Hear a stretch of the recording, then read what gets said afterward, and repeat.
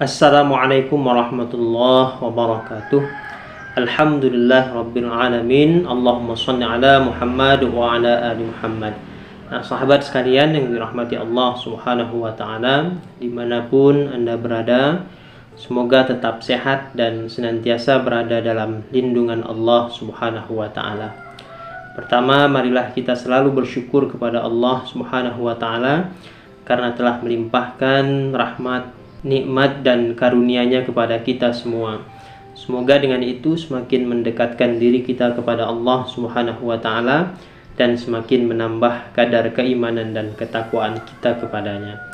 Kedua, salawat dan salam semoga selalu tercurahkan kepada Nabi kita, Nabi Muhammad sallallahu alaihi wasallam, kepada keluarga, para sahabat dan kepada siapapun yang menjadi pengikut setia beliau sampai pada hari kiamat nanti. Dan semoga kita semua kelak memperoleh syafaat dari beliau di yaumil akhir nanti. Amin.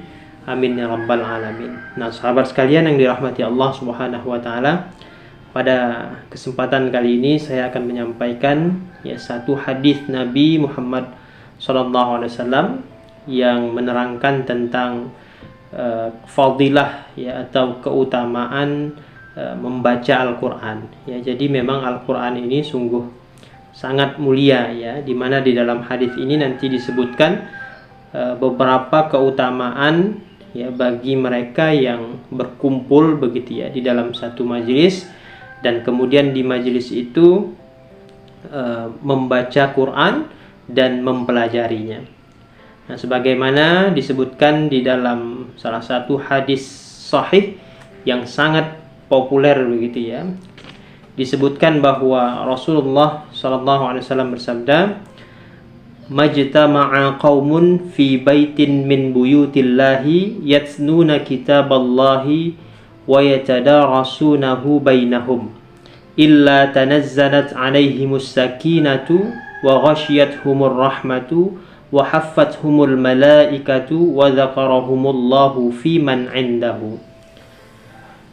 Tidaklah suatu kaum itu berkumpul di salah satu rumah Allah, yakni masjid, seraya membaca kitabullah dan mempelajarinya di antara sesama mereka, melainkan akan turun kepada mereka ketenangan, akan diliputi oleh rahmat, dikelilingi oleh para malaikat, dan disebut oleh Allah di antara orang-orang yang ada di sisinya. Nah, hadis ini diriwayatkan oleh Muslim dari Abu Hurairah radhiyallahu anhu. Nah, di antara disebutkan di hadis ini tentang keutamaan membaca kitabullah dan mempelajarinya, yakni Al-Qur'an, membaca Al-Qur'an dan mempelajari Al-Qur'an itu di antaranya pertama akan turun ketenangan kepada mereka.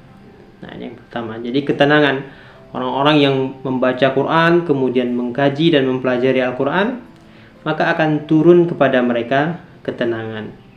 Nah, ini yang pertama. Kemudian yang kedua, orang-orang yang membaca Quran kemudian mempelajarinya akan diliputi oleh rahmat Allah Subhanahu wa taala. Nah, jadi yang kedua diliputi oleh rahmat. Dan yang ketiga, orang-orang yang membaca Al-Quran kemudian mempelajarinya serta mengkajinya akan dikelilingi oleh para malaikat. Jadi dikelilingi oleh para malaikat.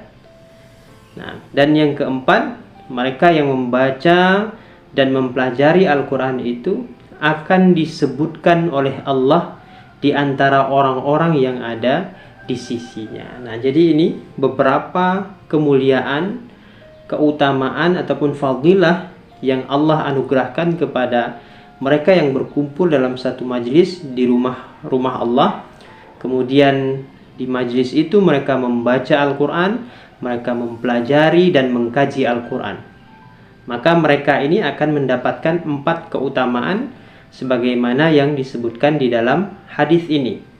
Yang pertama, akan turun ketenangan kepada mereka, kemudian mereka akan diturunkan rahmat, diliputi oleh rahmat.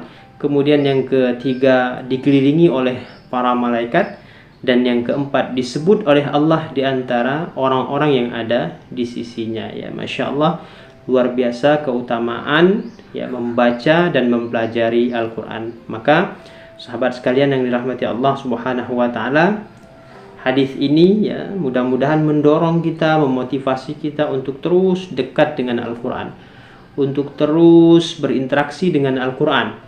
Ya, mulai dari membaca, mempelajari, kemudian yang lebih penting lagi adalah mengamalkan dan mengajarkannya. Nah, jadi di dalam hadis lain juga disebutkan bahwa khairukum man ta'allamal Qur'an wa 'allamahu. Sebaik-baik manusia, kata Nabi, mereka adalah yang belajar Al-Qur'an dan mengajarkannya. Nah, ini juga satu keistimewaan ya bagi mereka yang terus mau berinteraksi dengan Al-Qur'an. Maka kita tidak boleh jauh-jauh dari Al-Quran. Ya, jangan sampai kita termasuk orang-orang yang sebagaimana disebutkan di dalam Al-Quran itu ya, di dalam surah Al-Furqan ayat 30 ya kalau tidak salah.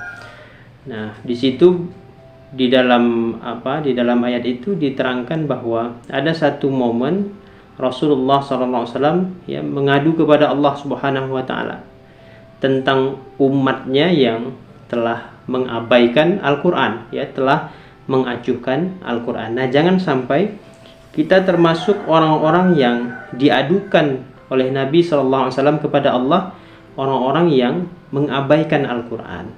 Maka mudah-mudahan hadis ini memotivasi bagi kita untuk terus berinteraksi dengan Al-Quran dan mengambil keutamaan-keutamaan ini.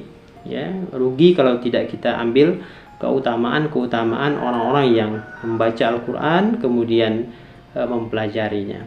Nah, sahabat sekalian yang dirahmati Allah Subhanahu wa Ta'ala, mudah-mudahan hadis ini ya menjadi motivasi bagi kita ya untuk tidak mengacuhkan Al-Quran, ya, untuk tidak mengabaikan Al-Quran. Nah, hadis ini justru harus memotivasi kita untuk lebih cinta kepada Al-Quran, untuk lebih dekat kepada Al-Quran dan menjadikan Al-Quran itu sebagai sahabat ya, sebagai sahabat dunia dan akhirat, insyaallah ya.